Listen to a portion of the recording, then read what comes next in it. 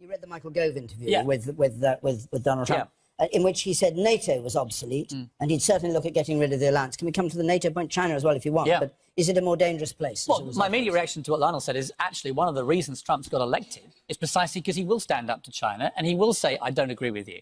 And he's going to reinforce American power, which is why a lot of Americans like him and voted for him. In relation to NATO, he said that the structure of NATO is obsolete. Well, why did Donald Trump say that? Well, because as President of the United States, as from tomorrow, he looked at the maths. 72% of all the spending of NATO is consumed by the Americans. Of the other 27 members of NATO, only 4 countries pay their 2% of GDP towards NATO. 4. We're one of them. But that means that 23 other countries do not pay what they should pay. And Donald Trump's a business guy. And he's looked back and gone, hang on, why are we doing all the work? Why are we paying all the money?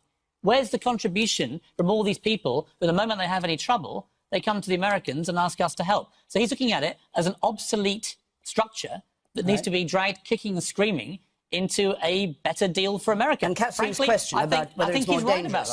A more dangerous place? I don't think so. Again, I would come back to what is Trump at his heart. You know, I've known him a long time, 10 years, and I keep being told I have to call him a monster every 5 minutes because that's what the lemmings of the world have all agreed. He's a monster. He's not a monster. He's not an angel. He's not a monster. He's a very smart business guy who has consistently proven people wrong, both at the early stage of his campaign, then he won the nomination when no one said he could, then he beat Hillary Clinton. I think we underestimate him at our peril. I think he will not look at warfare as a good deal.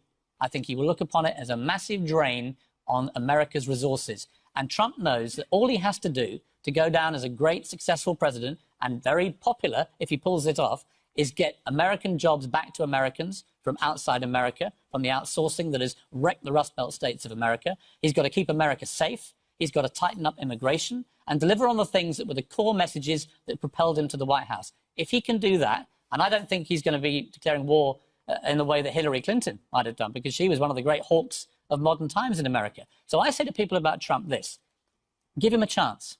You know, you don't have to like him.